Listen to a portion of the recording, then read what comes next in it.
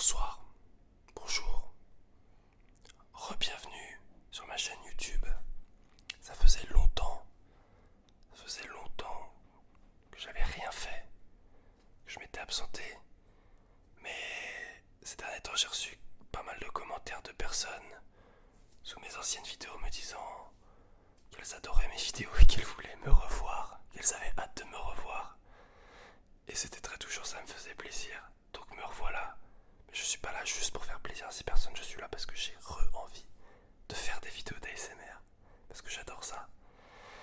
Mais je savais pas trop quoi faire et j'en écoutais toujours évidemment, j'aime toujours autant ça, mais je savais pas trop ce que j'avais envie de faire. Moi j'aime bien parler de tout et de rien, ne pas avoir forcément un exemple type de vidéo à faire, j'aime bien faire tout et n'importe quoi. Et justement aujourd'hui on va parler d'un sujet qui est complètement pas préparé. Pas préparé du tout. On va faire une petite... J'ai très chaud, il fait... À Lyon il fait très chaud. Il fait chaud partout de toute façon. On va parler de mes vacances que je viens juste de terminer à la Grande Motte. On était partis entre amis. On est parti entre amis pendant une semaine à la Grande Motte. Et je vais vous raconter la story time de ces vacances qui vont plutôt être un top de toutes les galères qu'on a eues, parce que vraiment on n'a jamais eu autant de galères. On a tous été touchés par les galères. On a tous eu des galères là-bas. Et je vais vous les énumérer une par une, sûrement de la plus faible à la plus pardon, à la plus relou. Donc on va sans tarder plus. Oula, on va sans attendre commencer la vidéo. Donc on est parti à la Grande Motte et dès le premier soir, ça a été... Mais celle-là, je peux pas vous la raconter dès maintenant. Il va falloir attendre un peu. Une des premières galères qu'on a eues, c'est que avec mes amis, avec une amie fille que je poussais dans l'eau, tout bêtement, elle a perdu une de ses boucles d'oreilles dans la mer. Donc vous vous doutez bien que une petite boucle d'oreille dans la mer, dans l'océan, dans la mer Méditerranée, bah on la retrouve jamais. Donc c'était déjà une bonne petite première galère. Aussi, ce qu'il faut savoir, c'est qu'à la Grande Motte, on avait loué un appartement et on avait un stationnement dans la rue. Et en fait, au début, j'avais pas remarqué, mais le stationnement dans la rue, il était payant. J'ai remarqué ça au bout de 2 jours quand même, hein, alors que je passais tout le temps devant. Donc au bout de 2 jours, je remarque ça et je me dis ah merde, mais j'ai pas payé.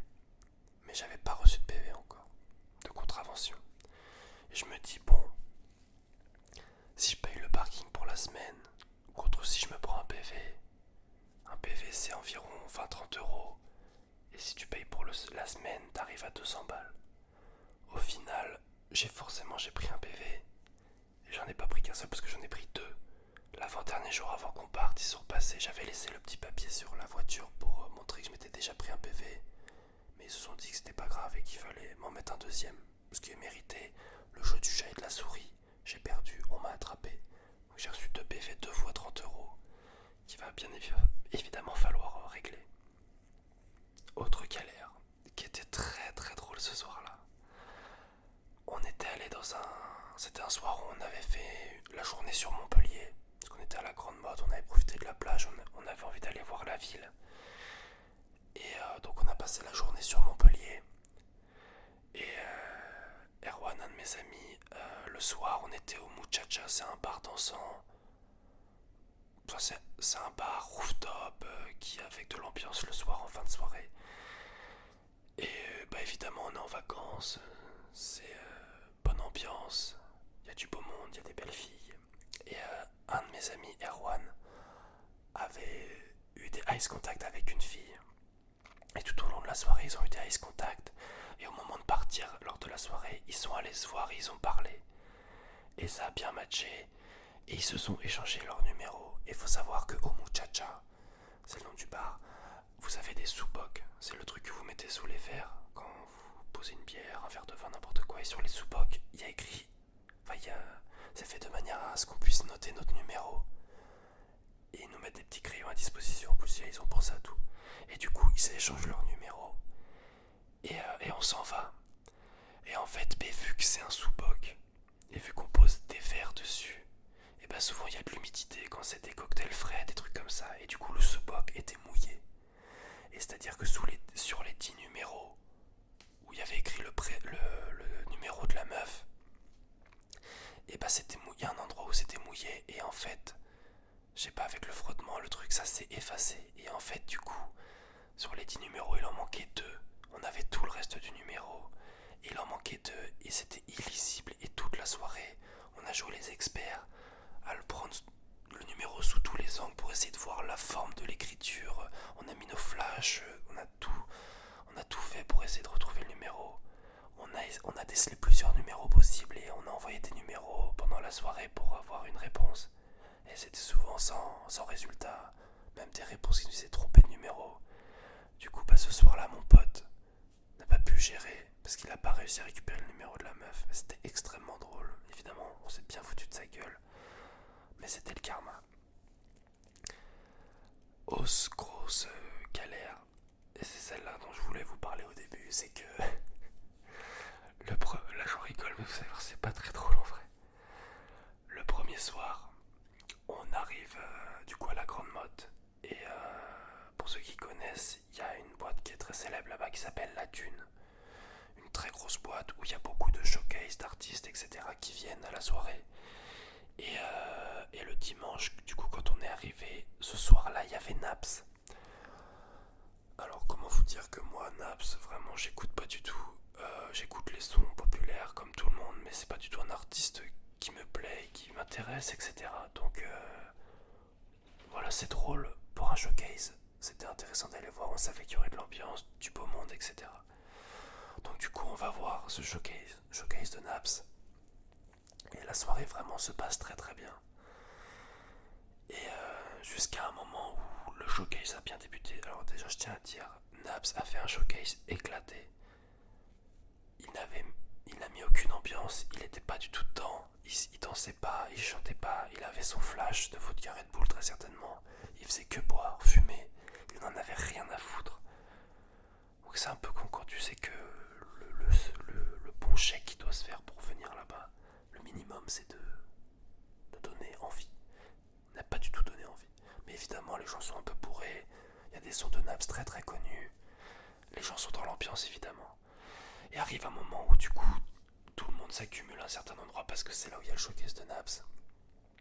Et une jeune demoiselle décide de passer à travers tout le monde alors que vraiment on est un tas et c'est impossible de passer. Mais cette demoiselle, et je suis bien poli avec elle parce qu'elle ne le mérite pas, elle veut passer à travers tout le monde. Du coup elle force le chemin. Et en fait elle force tellement le chemin que sans le vouloir elle prend des coups de tout le monde parce que les gens dansent, etc. Et sans le vouloir elle se prend un coup de ma pote. De ma pote dans son verre. Elle s'en renverse un petit peu. Je vous dis un petit peu. Et en fait là la meuf pète un plomb. Elle vrille dans son cerveau. C'est pour ça que vraiment j'ai la haine contre elle. Elle jette son verre d'alcool dans les yeux sur toute ma pote. Dans les yeux. Elle a de l'alcool plein les cheveux, plein les yeux. Et moi je vois ça. Je suis en mode mais frérot mais qu'est-ce que tu fais? Et je sais pas, dans ma tête j'ai un déclic. Déjà je l'attrape le bras, je la secoue, je lui dis mais qu'est-ce que tu fais frérot? Et je lui prends son verre. Et je lui verse le reste de la tête. Je lui reste le verre. Oula. Je lui reste le restant du verre sur sa tête. Et je le pose sur sa tête comme ça. Et voilà, c'est tout. Et du coup, la meuf s'énerve encore plus. Moi je lui dis mais qu'est-ce que tu fais? Pourquoi tu jettes de l'alcool sur les gens? Tu vois bien qu'il n'y a pas la place de passer. Vraiment une peste, une peste. Et là, malheur à ma morphologie, je fais 1m90, je suis costaud. On me voit en train de m'énerver contre quelqu'un. Et les videurs ne cherchent pas à comprendre. Vous connaissez le cliché des videurs. Et encore plus ceux de la Dune, MDR. On voit qu'il y a un problème et on cherche pas à comprendre. Et tout de suite, c'est moi qu'on attrape. Et on me vire littéralement de la boîte. Au début, je pensais qu'il voulait m'attirer à côté pour savoir ce qui se passe. On n'avait rien à foutre. Il m'attrape. Et en fait, je comprends très vite que là, je suis en train de me faire sortir. Et c'est injuste. Et du coup, je résiste. Parce que c'est injuste. J'ai rien fait. C'est cette connasse de merde. Et du coup, arrive un moment où moi, je trouve ça tellement injuste. C'est pas pour me l'inventer ou quoi que ce soit, mais je suis costaud aussi. Le videur était costaud, mais j'étais costaud aussi. On commence à se sortir mutuellement. Il me pousse. Je le pousse. On se demande en fait qui va sortir qui.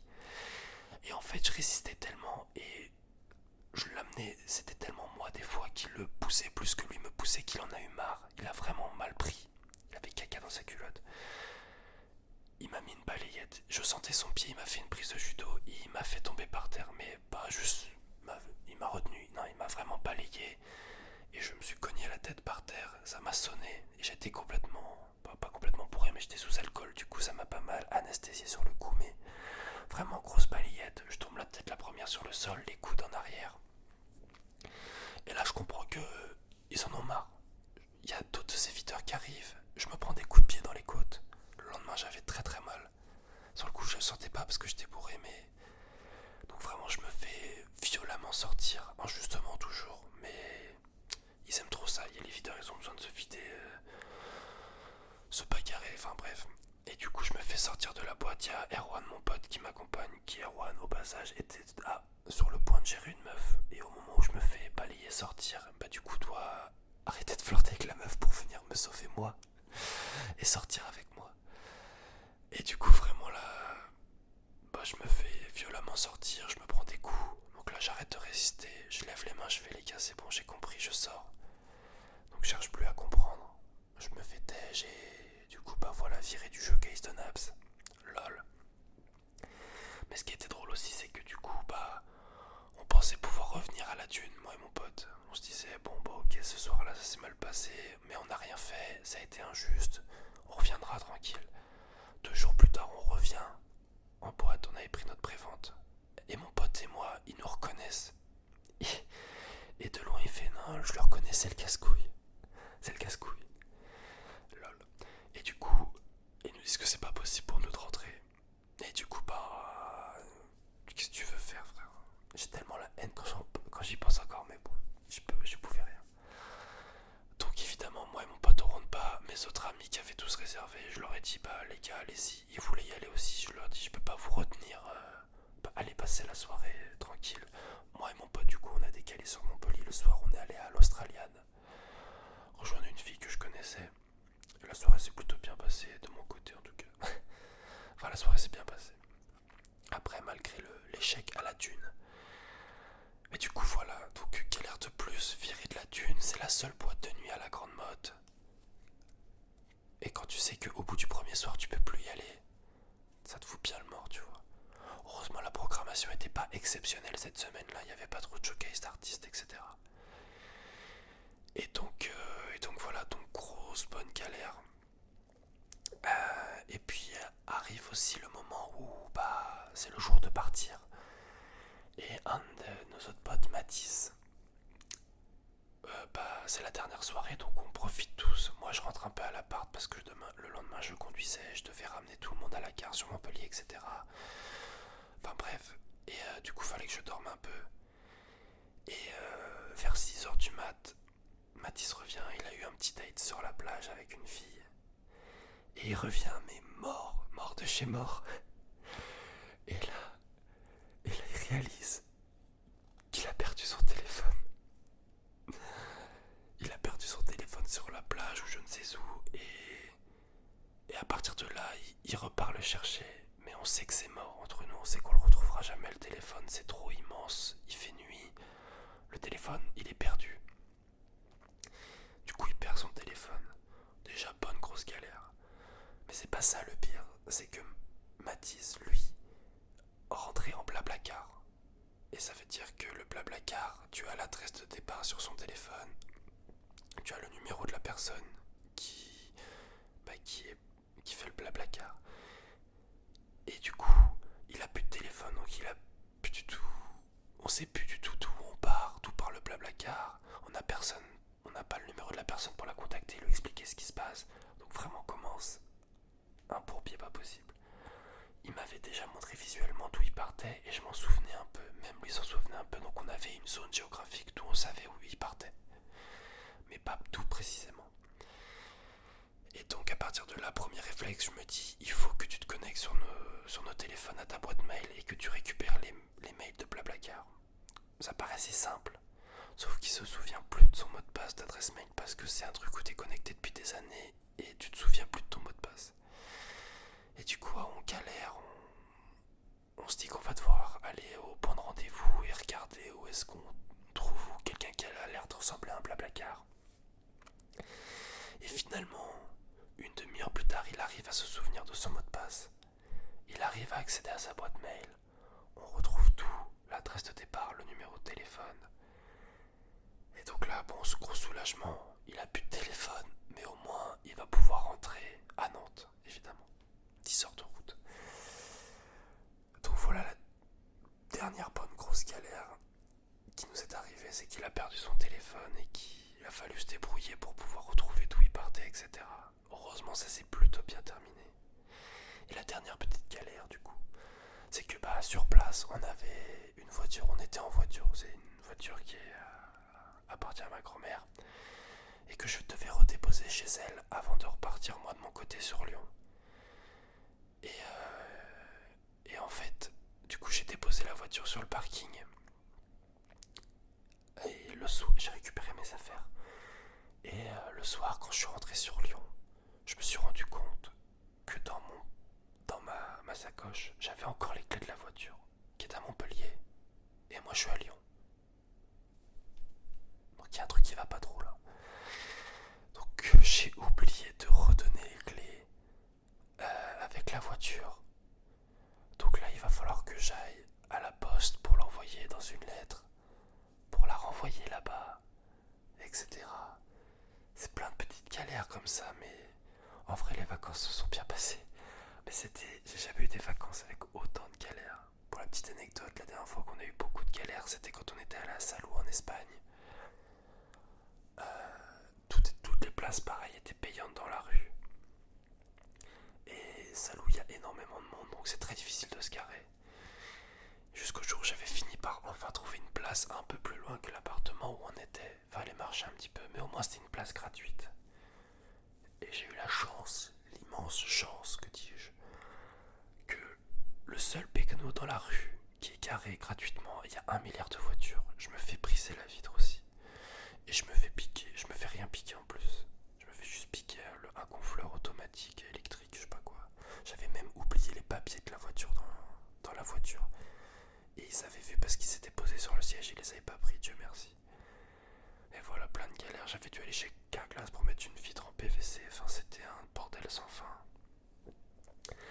Mais voilà, les galères en vacances, c'est quelque chose. Malgré tout ça, on a quand même pu profiter des vacances. C'était agréable, on a passé des bons moments. On a bien rigolé. Parce que malgré toutes ces galères, c'était énormément de fou rire quand même.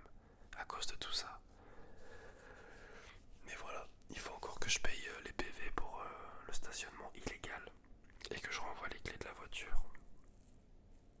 Et peut-être que un jour, je reviendrai à la dune. Parce que là, du coup, j'ai fait une soirée là-bas. J'ai fait une moitié de soirée parce que je me suis fait déj vers 4 heures. J'ai déjà bien profité. Mais voilà, mes galères de vacances. Nos galères de vacances. J'avais envie de parler de ça. C'est pas préparé du tout, c'est un peu freestyle. Mais je trouvais ça drôle. Je me suis dit, pourquoi pas en parler dans une vidéo ASMR. Voilà. J'espère que cette vidéo vous aura plu. Je reviens très bientôt avec un peu plus de persévérance. Et voilà.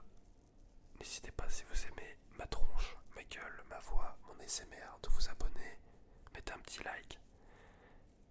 Et voilà quoi. On est parti. Et bonne nuit à tous.